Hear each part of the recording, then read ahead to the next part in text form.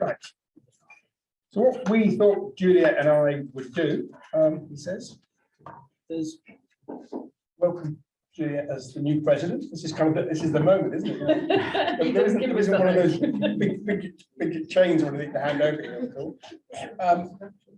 We just have a little bit of a conversation actually, just talk about what's expand slightly on the issue, what's been going on, and I'd like to ask you, Juliet, so people get to know you a bit better through this as well. Yeah. We can have a little chat about your views and my views, which I know don't always 100% align, which is great, about what's happening down the road and some of the things that we'll be involved in. But just to start, why don't just people who don't know you give us a little bit of your personal journey in the world of energy? Yeah, so I think if I look back, you mentioned the 21-year-old Steve.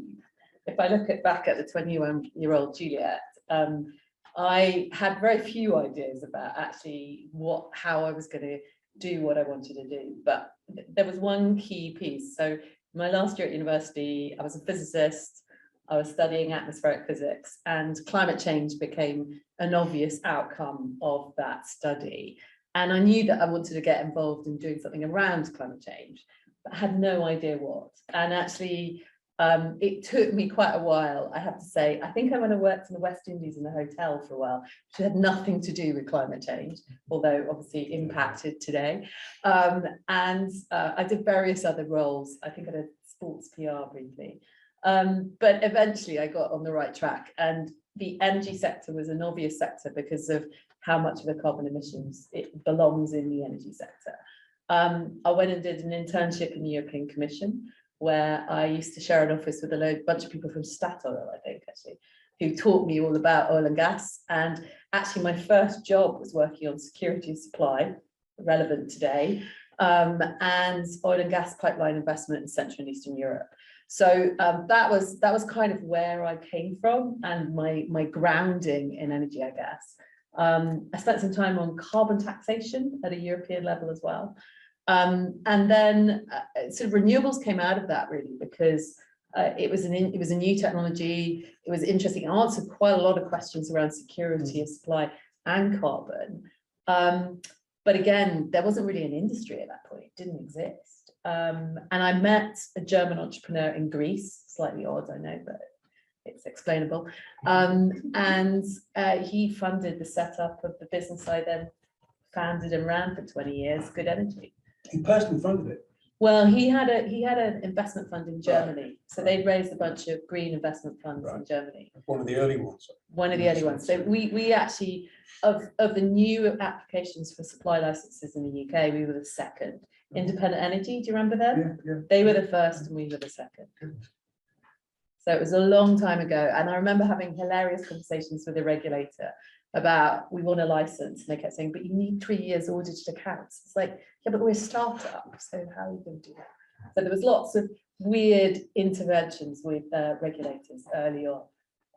And then I guess I spent 20 years trying to run an energy supply company, which is challenging in the UK, particularly with new energy technologies like renewables, lots of changing regulation.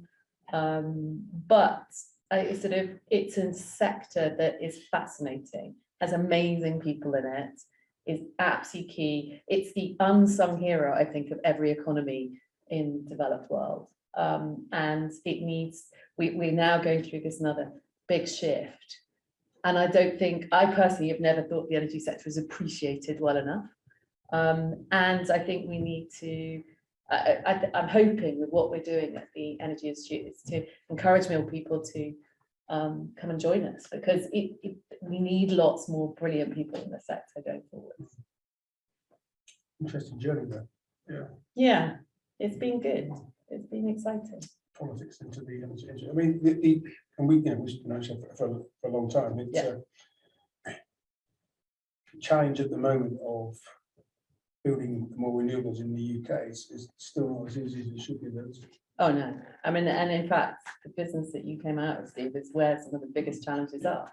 Interconnection to North Sea and the Celtic Sea, the new announcements on the floating offshore wind. It's going to be some of the biggest challenges in the UK. So yeah, I mean, and that's just the UK. If you take that and multiply that worldwide, what are we going to see in terms of what's going to be needed from an engineering point of view, but also just from a pure materials point of view, and then new technologies as well. So it's massive. The challenge is massive, but hugely exciting as well. So yeah. And so Steve, I mean, if you take coming back to, so I was interested in the 21-year-old Steve.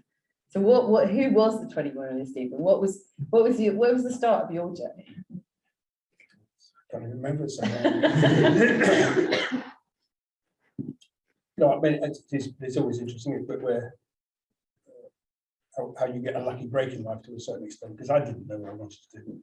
It was 1978, and the oil industry was just beginning in this country. The 40s field had been discovered a few years earlier, and it was just booming. I did mining engineering, and I certainly didn't want to become a miner at all.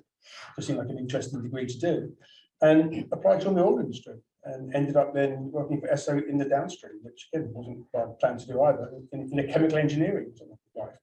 But fantastic, just amazing opportunities back then for people where, sadly, I think we've lost a bit of that. People were allowed to have authority and opportunity to make a difference at a very young age, without some of the actual constraints that you put on people today. The ability to supervise people and interact with people when I was 25, 26, whereas in the big companies today sort of kept away from some of those things with the sharp edge for an awful long time. And also the industry tends to specialize people more. Back in those days, the oil industry literally brought you into one part of the industry and you moved across every part of the industry almost, which is what I managed to do. So from the downstream to the upstream to trading, back into the US, all over Asia. It was just wonderful. But I decided to leave Exxon after 19 years and joined a small E&P company. So I finally got into the E&P business, which is the bit I'd applied for in the first place when I was 21, after 20 years. But sadly, my timing was not particularly brilliant. I joined the E&P sector in the UK in 1997 in a business that was a mid-cap, but nonetheless, as people will know, you have to keep raising a lot of money if you're an explorer. And that was working for 2 years until in 1999, the oil price went down to $9.60. And that was the end of that. And we couldn't raise any more money, and we were snapped up by EI in Italy, actually. And I spent a year in Milan helping the Italians think about their strategy and their portfolio. Until one day, and I was looking for a job the whole time I was there, interestingly. But you didn't like Milan? Well, I wasn't, no, I loved Milan. That was fine. It was quite hard working for EI. They were quite a rigorous sort of strict company, everything had to be by the book. And I was looking for a job, and they turned around after and said, we really can't afford you. Paying us a cost, we just can't afford you to, we can't afford to employ you. I said, geez, I didn't want a job anyway. I'm looking for a job somewhere else. But fortunately, that conversation actually coincided with having talked to a number of companies. I just was beginning to finalise joining the National Grid, which is one of the best decisions of my life. And all of my friends who were in the oil and gas industry said to me, "You must be barking mad. Why ever do you want to go and join what is a utility? It's so boring and so dull." And after 16 years there, I never ever had a dull day, a dull moment actually. And it was, which again is about timing in a sense, because it was just beginning to become then right in the middle of the revolution of what was going on in the energy system around the UK and in the US as well. It's just phenomenal, and there's such a great switch in a sense, but also which has helped me in a sense to look across the whole of the industry. And as people will know here, I'm a great believer in electricity actually as being so much a part of our future now. There's lots of sources, but I still think we are going to use electricity for an awful lot of our transportation needs. I think we use electricity for an awful lot of our heating needs as well. Not all, an awful lot. So those businesses are in the middle, as we're seeing. You can comment on that stuff. So you have to have a bit of luck in life sometimes, don't you? Just end up in the right place. It's just been a fantastic journey, really amazing. And what if you look back and sort of through all the assumptions you made along the way, what do you think is the biggest thing that surprised you, either from technology or just business or anything that you didn't expect when you were going through that journey? it's probably technology related. I think Yeah. it's all not technology in terms of upstream technology and new seismic stuff, which is just, you know, I can't believe what people do with subsea nodes now to look at fields in a way they weren't ever looking at them before. Can't believe some of the things that are happening in the whole world of renewables. Can't imagine how solar's gone from being so inefficient in a sense and doubled over the course of 10 years. Still got a long way to go, but just incredible changes. It's actually read about this stuff, you know, for me, and the ability that changes communications and information flows in organisations just tremendously. The ability to access something. Yeah. You know, I started working in the days when you had mainframe computers. And, it's unbelievable, wasn't it? You know, it took days. You had to ask the computer a question. You wouldn't understand this, Sinead. So just sit back and look at the old bits here. So you used to type out these things onto computer cards, leave them overnight at the computer room, come back in the morning to collect the answer. It was a stack of paper this big. You're only looking for one number. It was in there somewhere. Yeah, now you can do it on your phone. It's just that's just transformed in a sense, and it's the way that people work, and actually the energy industry's not been completely at the forefront of that. Quite obviously, it's the tech companies that have, but it's been pretty close behind in a sense, because I think they're always good adopters of technology and seeing the opportunities that are there. Yeah, and you can see that changing as energy leaders become more IT than engineering driven. Yeah, well, it is. I mean, back to the YPN. I remember the first ever YPN event I went to. 40, Andy was there. 40 young kids all working in the energy industry, and half of them were software engineers. Yeah. That was 5 years ago. I had a bit of a wake-up moment. I think, well, it's kind of obvious, Steve, isn't it? But it was still a bit of a shock. Wow. And so much of what we're doing in all the companies that you and I talk about a lot, in a sense, about, you know, how, and which is part of the journey of the future too. How can you engage consumers in the journey? How can you engage consumers in the efficiency journey in particular, and on the power system, the flexibility journey that we need to take people on, so they actually are flexible in their consumption and play a part in the marketplace. And it's all to do with this, isn't it? It's all to do with the ability people are going to have to monitor and play with things remotely without even worrying about it. Getting a beep on your phone. Would you like to participate in a bit of an auction that's going on? You can switch everything off at home right now while you're at work and actually make yourself 50 quid. Do you want to do that? And you know, all those things are there. We're just on the cusp of making them a reality. Yeah. No, I think that is, and that's going to be progressively where it moves, given the interaction between customers and technology going forward. So we've always had conversations around. But I'm pleased that the word, I'm looking at Charles now, trilemma, kind of got a bit old hat to a certain extent. And I used to comment when I ran that national grid often as well. From a political perspective, the trilemma was actually a triangle. Yeah. And it was a Catherine wheel, those old fireworks. And what used to happen for the politicians was it used to nudge itself around every 6 months. So the priority was security of supply. And it would nudge itself around 6 months later. No, the priority is low carbon and green agenda. Then 6 months later, boom, no, it's now price and it's affordability. And the irritation I this, but it's not either or, it's how we get all those things. And that conversation's gone now. I think there's maturity around that, which I think is where the Institute's just got a huge part to play, I think, to continue that in terms of facilitating conversations amongst the professionals. And I've always had a view that actually the barometer is just the tip of the iceberg of what we could be doing, not trying, because we're not a lobby organisation, not to dictate any policy, but actually providing government, get one, with a lot of information from a hell of a lot of smart people.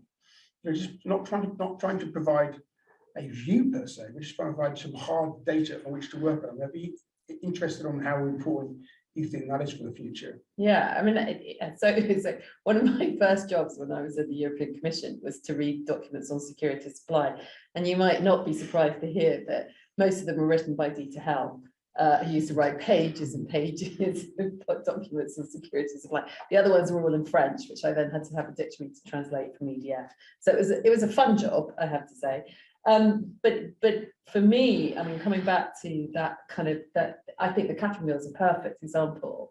That's exactly what happened. We spent, I mean, when we were engaging with the regulators, that always used to get stuck as well, because you never quite worked which part of those three they were actually trying to transition on, and they seem to be moving in different directions on all of them.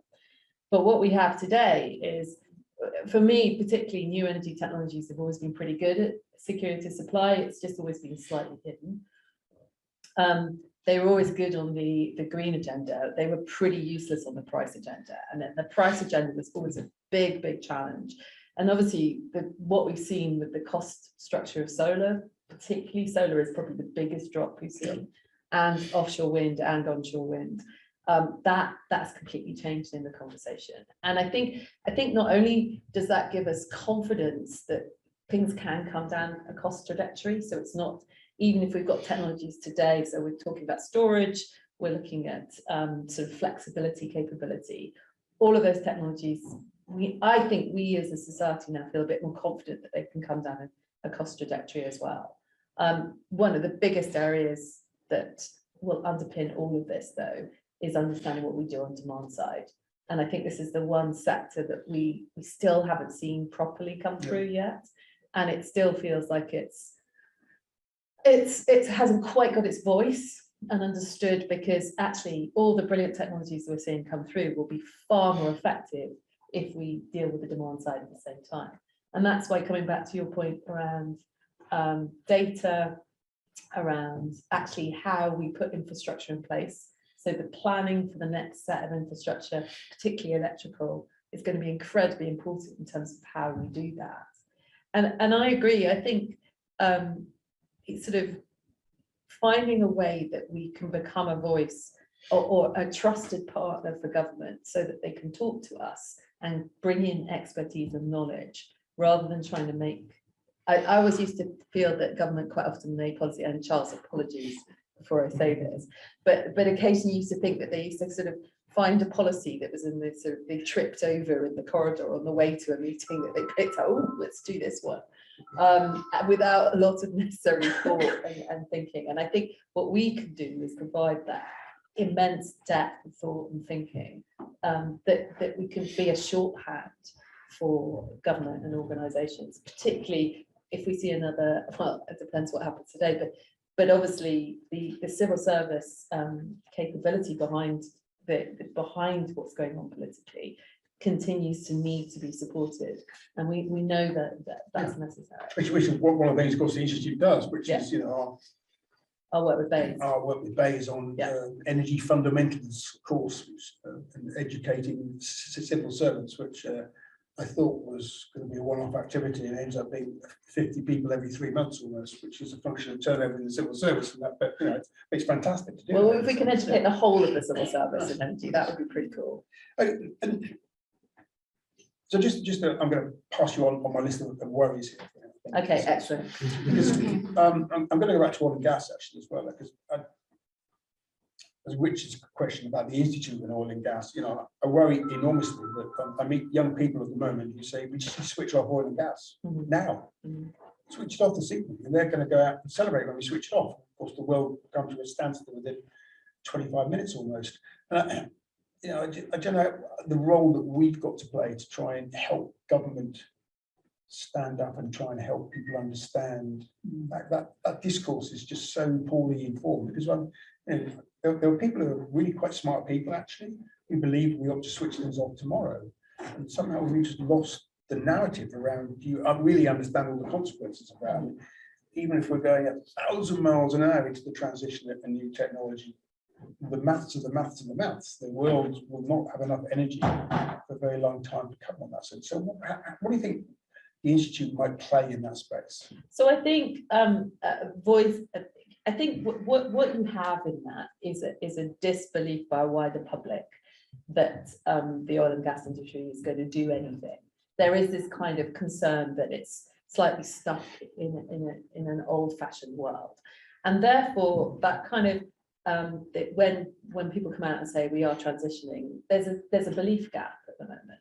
And actually, I think what we can do is help bridge that belief gap, in that, yes, there is genuinely a transition. this genuinely is what it looks like. And the point, one of the things I think is quite complicated for people is it's quite bumpy. Everybody wants to think of a transition as nice and smooth. Transitions don't tend to be smooth, as I'm sure we're all aware. And part of what we see right now, so we've had a pandemic, we've got sort of a world crisis at the moment, and not surprisingly, we're going through a transition underneath it, and therefore the energy markets are in turmoil right now. And that was always they're not going to be resilient as they go through transition. And I think figuring out, first of all, how we can help with the narrative on that transition. And secondly, how can we help with the building resilience into that transition? Because I think it's not been very well thought through at the moment. And for me, part of that is, so Steve, you probably remember, I mean, when I came into the energy sector, and there were a lot of the leaders in the energy sector who used to consider that they deliver power to meters, and what happened on the other side of the meter was kind of irrelevant. And actually all consumers were the same. They didn't respond to price, they didn't respond to anything. And that narrative has changed now, but I think the industry and consumers need to come closer together to be able to go through this, and then you will get a better narrative. But right now we're stuck with kind of that distrust between those two parties, and I think our role could be to help to break that trust, improve that trust, and break down that barrier. And the key word in there is energy, actually, because that's the other thing. You know, everyone will agree that we need energy. Yeah. You then get, I'd like this sort of energy, that sort of energy, etc., etc. And there's just an education. I hate using that word too. It just sounds so trite, but there is a need for people to understand. And the economists and the EI have done all the maths and everything else. It doesn't matter what source. You add up all the sources of energy that we've got in the world by 2035, we're about 4% short versus global demand. Yeah. So yeah, we need to do an awful lot more on the demand side. But even if we do that, we still can't afford to throw away any of the sources of energy, whatever they be. We spend too much time at the moment trying to argue about this source versus that source, whereas actually we need to exploit everything still. That's the missing piece that really I worry about. And I think even the government don't quite understand the severity of the fact that they're going to need to do everything. So here we are having a conversation about should we be fracking in the UK? Again, my own views on whether we should or we shouldn't, it's not the point. But the conversation isn't actually starting up on the basis of, crikey, we need to do everything we possibly can, no matter what it is. Even the stuff I don't particularly want in the short term, because we are so fundamentally short of energy. No, I agree. I mean, I personally think we should treat, the demand side as a national emergency. I mean, it is. We have a cost of living crisis. We're going into a winter of discontent related to an energy crisis, and personally, the housing stock in this country is not fit for purpose, and that is a crisis. I personally think we should consider that as a national crisis, but I don't think we will, unfortunately. Well, you guys have launched a barometer next week, I'm sure, because that's going to come out yet again. It always has every year. Energy efficiency, investment, no plan, no strategy, etc. Yeah. Bang that drum. That drum. Yeah, get it out of Energy where it is at the well. moment. Where you remember it sits in eco. It's not a good. Well, it's just not a place to be. But it's not a master plan either. No. We've dabbled in it for No. years and years and years, haven't we? So it is a call to arms for sure. Because then everything else will work much better. So 3 years out, just give us your. Okay, so 3 years out. So first of all, really excited about the kind of young professionals network, in sort of engaging with. I mean, for me, the dramatic piece is worldwide. I think there's 18 million people in the energy sector. We need 26 million by, when is it, 2050 or 2030? 2050. That's a massive increase. We haven't got enough engineers. We haven't got enough digital experts. It's a big challenge from a recruitment point of view for the whole industry. I think the Energy Institute can be a complete answer for that. We can be supporting, making sure that the sector is becoming more popular, not less popular, that people have a career path through that. We've got brilliant groups like Young Professionals, got great engagement. We should improve on our engagement with universities and really create that career path through this. So that's number one, is that real improvement there. I'm passionate about R&D, always have been. So kind of thinking about what the Institute's role is in research and development and innovation, because my personal view is if I look at the spend, at least in the UK, and I think at a European level, very little has been spent on energy comparison to other sectors. So making sure that R&D, because that's going to be the investment we'll need to see between 2030 and 2040. So what we do today will be coming through then. And that's going to be incredibly important. And then I heard that even the grants that we've given have been returned. We haven't spent all the money that was allocated to R&D and some of the new energy. Is that right? I'm not sure about that, but very possibly. I mean, it's comparison. If you look comparison to aerospace, it was. I mean, it's less. Yeah. It's less than a tenth. And so you just kind of going, that's not good enough. And I think we can champion R&D and new process and innovation. And then finally, kind of diversity. So the sector at the moment still doesn't have enough diversity in it. There's probably more diversity in this room and on the board than ever before. That's something that I'm really passionate about. I sit on a few mixed boards where we have really good diversity. One, they're much more fun. Two, you get much better conversation. And three, I think we're not gonna be able to really deliver on everything we want to do unless we get new graduates and new people coming into the industry from every single area. So diversity is a key part for me that I hope we can start to deliver on in 3 years. Great headlines. Thank you, Jude. Thank you very much indeed. Well, Steve, thank you. I think, ladies and gentlemen, you can all see the Institute's in pretty safe hands going forwards, which is good. And thank you for all your help. I've been, it's been absolutely fantastic. Thank you for coming to this evening. And we're going to adjourn upstairs for a different sort of drink than the tea and coffee. And I hope you'll all stay join us. But thank you so much, Julia, and the very, very best of luck. Steve, thank you. And thank you so much for your